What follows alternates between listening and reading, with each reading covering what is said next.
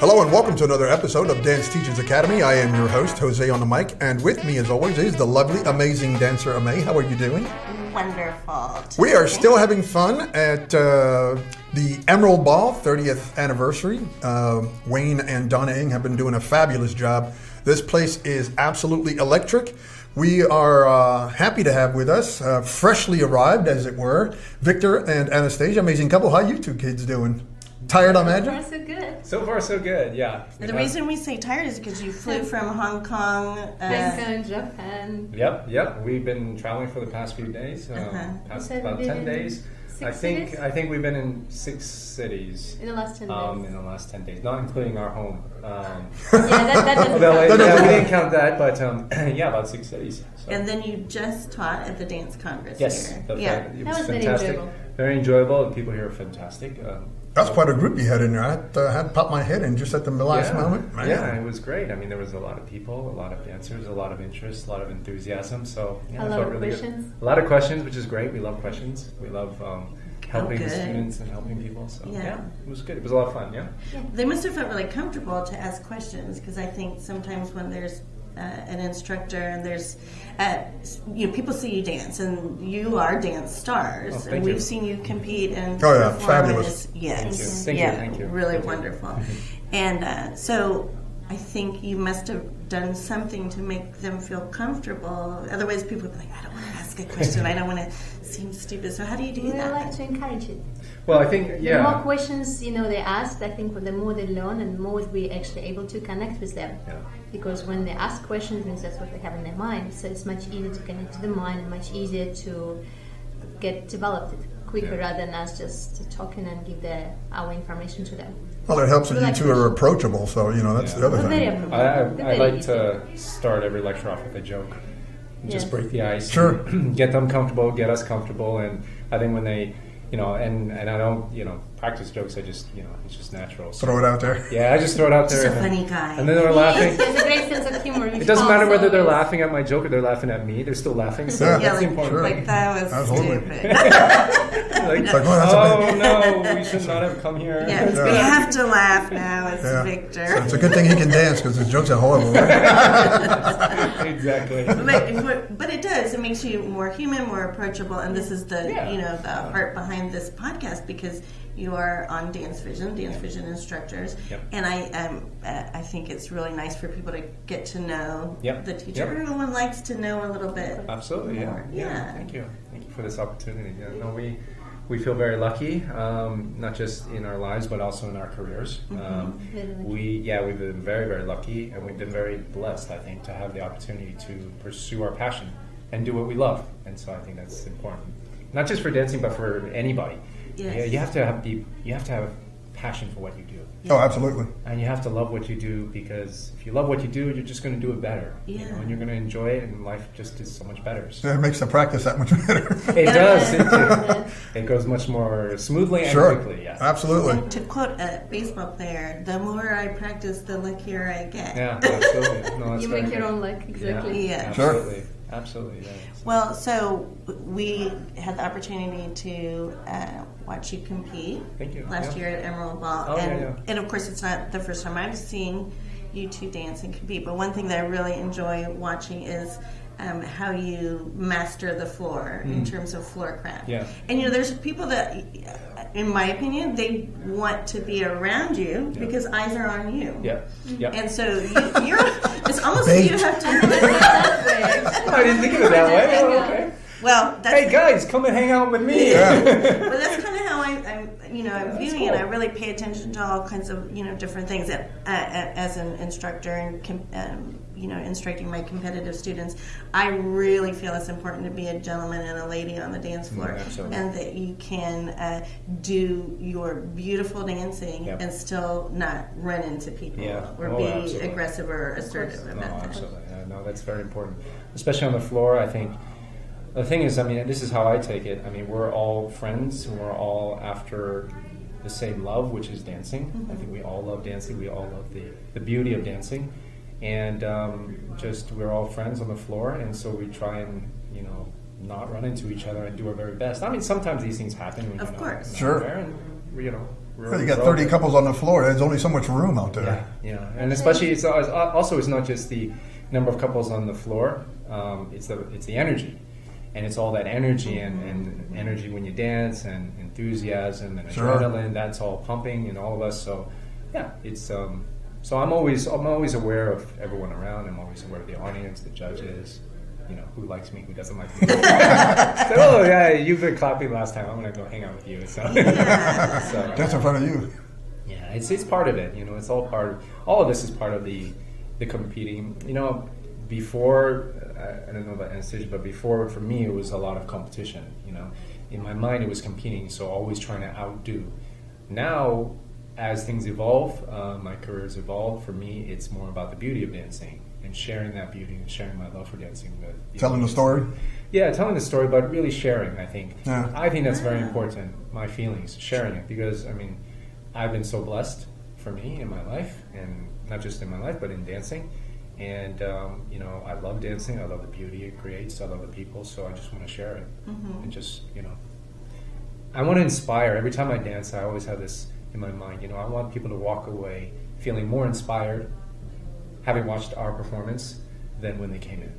And if I could do that, then hey, I'm happy. There you go. Yeah, it's pretty good. That is pretty good. Yeah. Well, that was deep. That was deep in the 4 in the morning. Too early in the day for that. She's going to go deeper. That's great that you say that. And I think it's so important that you have the audience in mind, because sometimes we can get so focused on what we're doing and forget about, but after all, that's when we started dancing and performing. Absolutely. And so it's great that you have that mindset coming in. I want to go back to something that you said, though, about like just thinking about the competition. Yeah. Is that something you think that every competitor has to go through, or is something that you went through and evolved to now this sharing of your beauty? I don't know about every couple, but or every competitor, but I think definitely when you use the word competition, when you use certain words, you have a certain mindset. In a way, and I know this is constantly reoccurring question: is our dancing, what we do, is it an art or is it a sport? When you think of sport, you think one way. When you think of art, you think of another way. For me, it's an art. It definitely is 100% an art with a sportive element to it. Sure. So it's predominantly an art for me. And then also when you think of competition, you think of, and there clearly is first, second, third, fourth, and that sort of ranking.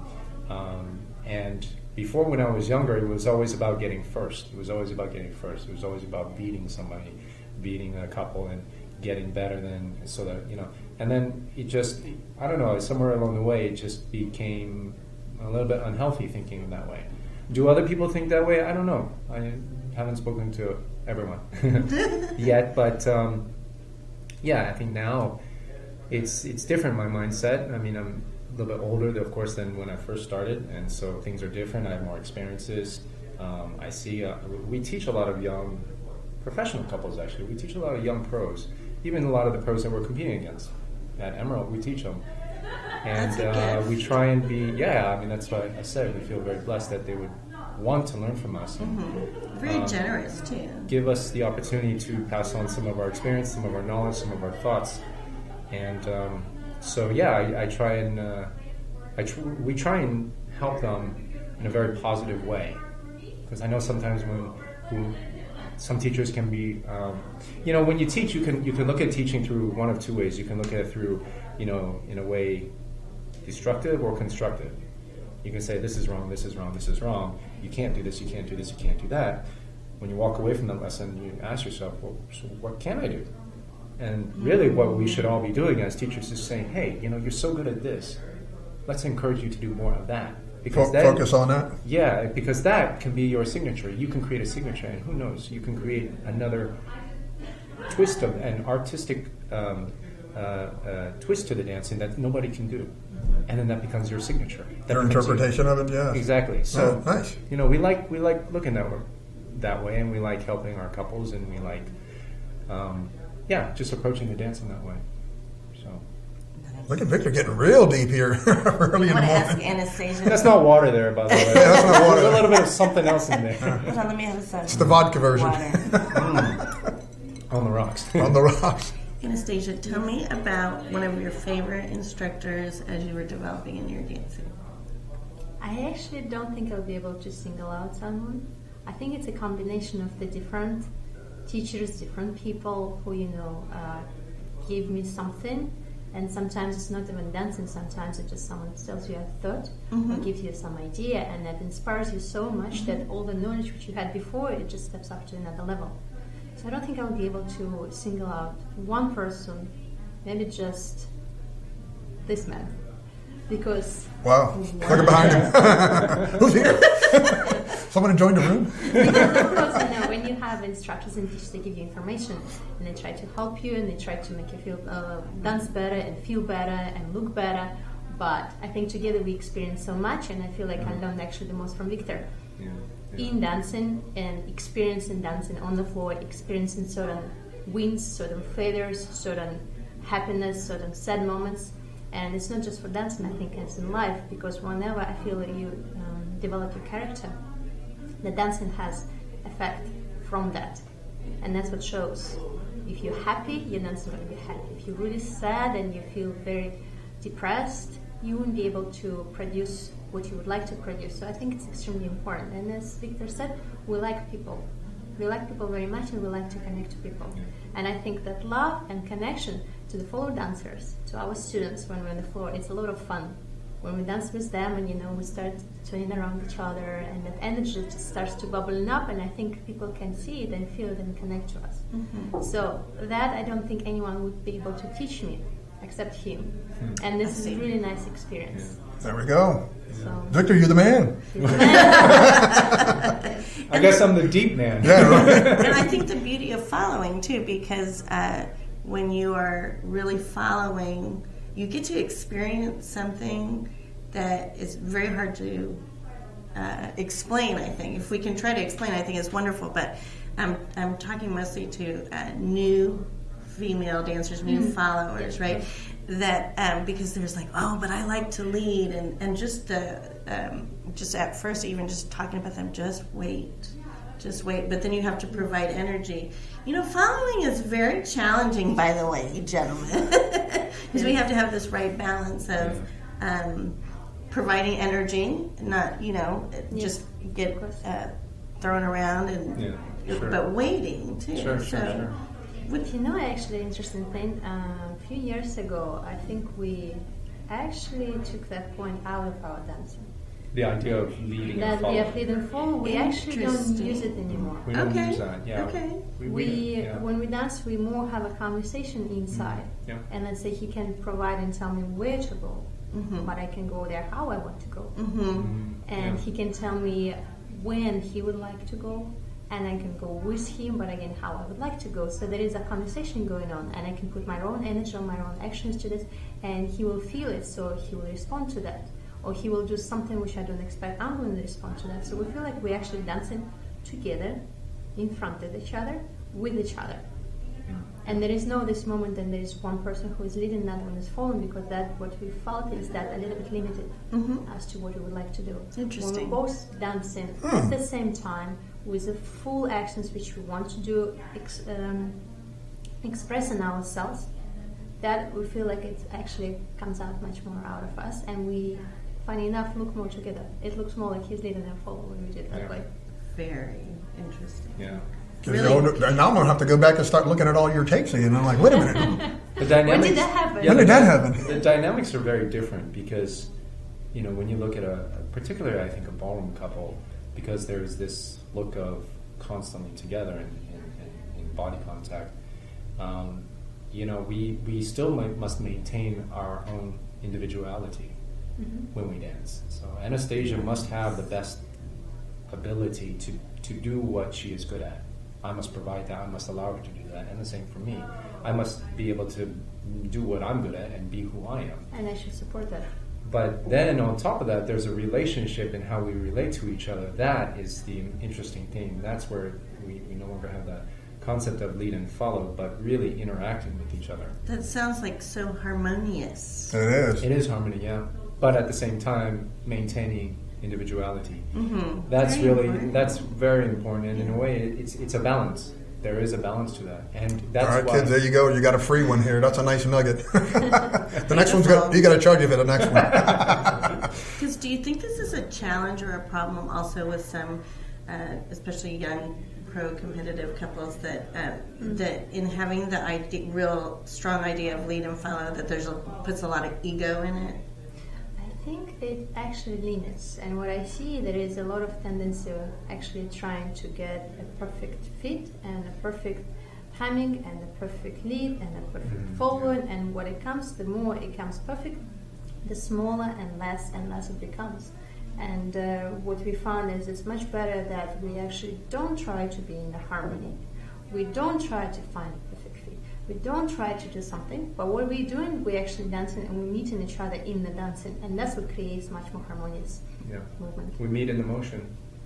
We This meet is good. in the motion, and I think that, if I was to walk away from our dancing, Anastasia would be perfectly capable to dance on her own.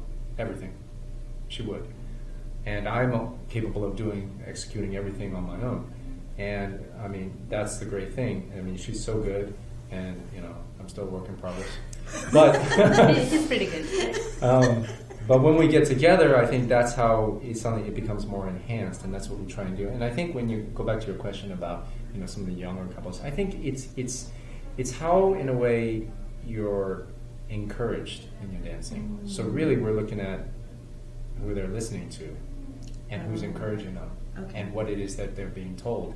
Because if you're encouraging to be one way, of course, naturally, even if you don't want to do that, your subconscious will hear the thoughts, and then you will go in that direction subconsciously. So when you get onto the floor, everything is by instinct. Nothing is conscious. If you're conscious, you're not there. In a way, you're sleeping. So everything, when you're out there, you are operating on instinct. So the instinct is ingrained through practice and through listening to your teachers and listening to what it is that you want to listen to. So really, you have to be aware of what it is that you're learning. I would say for the younger couples, what it is that you're learning and what it is that you want to learn and how you want to approach the dancing. I think that's very important. And I think as teachers, we need to actually always be encouraging to the students and not discouraging. Guidance is very, very important. Oh, and that's where I think we were very lucky, because we were able to see that there is a way where you don't have any limitations. Yeah, no limitations. That's one of our mottos, one of our themes. Sorry, I don't mean to interrupt. No limitations when we dance. I think no limitations in what it is that we want to do. No limitations in the musicality, for instance. No limitation in the shapes, in the dynamics of the shapes, and the speed. I'm not going to... Every time I take a hold with Anastasia, for instance, one of the thoughts, I'm going to take a hold differently. Every time. Whether it be a feeling in the touch of the hand, whether it be how I approach her, I touch her with the left hand, I touch with the right hand, I touch in the body first. I approach her, she approaches me, we approach each other together, we approach each other in a circular fashion, we approach each other in a shape. I touch her with strong energy, a soft energy, a light energy, a light feeling. All of these are different. So there's an infinite number of ways you can approach and you can dance, and I think when you're encouraged to that, it's very exciting. That keeps it fresh. Sounds sexy. I'm a deep, sexy man. But you know, Who would have thought this? that kind of depth, though, that's like, is so intimate. Yeah, and the way that the two of you are explaining it is fantastic. Thank you. And it's like, no wonder our eyes are drawn to you when you're dancing. Everything there's about all these thoughts and feeling that is going into it. Well, that's why. That is, I would say, why you're drawn to certain things. For instance, the Mona Lisa. It's such a simple painting, but we're also drawn to it whenever we go there. That's the most simple painting. When we went to the Louvre in Paris and we first saw it, I'm thinking, that small little thing over there. Yeah. Whereas around, you had all these other massive paintings by Michelangelo and everybody, Leonardo da Vinci and all that stuff. And I'm like, and that small little painting had the biggest crowd. Why is that? Because it's so intriguing. We have no idea what the painter was actually thinking at that moment. but you're drawn to it because of the mystery of it. And in a way, I think our dancing is an art form. So, you know, what you think is what you're going to project. I always say that, you know, your body does not decide how you feel. Your mind decides how your body is going to react. Okay. So I think it's important to approach it. So the mental behind it is all very important. Oh yeah, that sounds. I better start using more of that. So I'm curious. What if one of you, Anastasia, or you had maybe some bad news about a family member or something like that? Yeah. How do you handle that, and how do you, overcome your mind and go still create a beautiful story on the dance floor? And that has happened. Of course, I mean, we experience a lot of things. Yeah, together. we experience. I mean, it's life. You know, we experience many times. I mean, one time, what was it? We had lost the competition. It was a major competition, and then the following week it was the World Championships, and of course, that was difficult. It's hard, but we were professional about it. And when I say professional, we didn't whine about it. Okay, I whined a little bit, but just a little bit. Just a little bit. We didn't whine about it when we got to the World Championships. You know, when I say professional, I'm not talking about behavior. I'm talking about what it is that you choose in your mind. Actors do it all the time. You know, Baryshnikov, you know, he does it all the time, and these great artists, they do it all the time because, you know, they may feel ill or they may not feel good, but then when they go out there, they can choose a certain feeling to think about and portray, and that's how then your body reacts to that feeling. So, you know, you select, you make a choice, and it's very simple. It's like coffee or tea. You know, you make the choice. Coffee. Choose the coffee. Choose the coffee. I go for tea. She chooses the tea. iPhone, Samsung. Yeah. Oh, here we go. This is a theme. This is our theme for today. Yeah. For me, it's actually a little different. What we just were talking, because that's his feelings, and I think for me it's a little different. Like I experienced death in the family last year, and that was, of course, it's always a sad event. And when you have something like that, you come back to something you love. And then dancing is actually something that I really love, and what we share and we're doing together. So I actually find that it helps. It doesn't that what sad thing happened, you come to the dancing and now you kind of need to get rid of those thoughts and get rid of those emotions. But I found that actually can help. The dancing can help to make you feel better. And even you feel sad and you feel maybe depressed and you want to cry, those emotions can be transferred into the dancing and can be transferred more to the people, and they're going to feel it even more. So I feel dancing is something which has so much benefits. Emotional support. Emotionally, physically, mentally. Sure. It has so much in it which I think has been even discovered yet, and there are a lot of researches going on about that. Yes. It's very interesting. Yes. But I do strongly believe that dancing is actually can be a cure for a lot of things, like stress and depression and Alzheimer's and dementia and a lot of things. So I actually found that was more helpful. I felt much better dancing rather than not dancing when I had that experience. Yeah, Anastasia wrote an article about this recently, and it was published in a major journal, wasn't it? One of the scientific research. Yeah, so she wrote this article. It was about the tactile sense. Basically, we was talking that you probably know, especially women, we need to be touched 7 times a day. We just have to feel emotional. 7 times, guys. Good. Yeah, that's very important for us. So, how we touch has a lot of different things, and when we touch, actually have a lot of responses in our body to that, and it's extremely important. And that's what I was writing about. That in dancing, when we have a touch, how we touch each other is going to affect how we move, how we feel, and therefore what energy we produce. Yeah. And especially like for elderly people, it's extremely important because some of them they're lonely, some of them they feel a little bit sad and depressed, and when they come to the dancing, that simple touch with another person who they actually like or have some positive energy and emotion give them so much more back. So that basically was the article about. This is so interesting because it's like as a dancer you know these things already, but the way that you explain it is so wonderful. I'm so glad you wrote that article because I don't know if I would have been able to explain it so well. because we know this as dancers and how beneficial. Yeah, so that's just, and like you said, the science is discovering more and more the benefits. There's a lot of Harvard did a 21-year study on brain growth and that dancing. Exactly, about neuroplasticity. Exactly, yes. That's very interesting. That basically, and I think there is a research which it doesn't prove, but it has certain correlation that basically the brain cells, when we dance, they actually can renew. Yes. And that was, you didn't know that about this before. So that's very interesting. Yes, yes. Wow. Look at this. All of that. Getting a science lesson on top of everything else. Yeah, it's a bonus. This is an extremely intelligent lady Oh yeah, she's very. that you have to touch 7 times a day. Yes. I gotta do As a it. minimum. I gotta do it. Somebody's gotta do it. Somebody's got Yeah. it. It may be you, yeah. You know, it's a tough life, It's but like somebody's got to do torture. it. Somebody's got to do it. Appreciate you taking one for the team here. Yeah, no worries, no worries. If I have to, I'll do it He's again. a man. I'll do it He's again. a man, so.